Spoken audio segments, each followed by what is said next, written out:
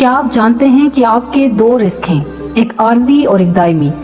عارضی رزق وہ ہے جو اس وقت تمہارے پاس ہے اور اللہ چاہے تو کسی بھی لمحے واپس لے سکتا ہے، جیسے صحت، اولاد، مال، خوشی، کامیابی، دوست، نوکری اور دنیا کی دوسری نعمتیں۔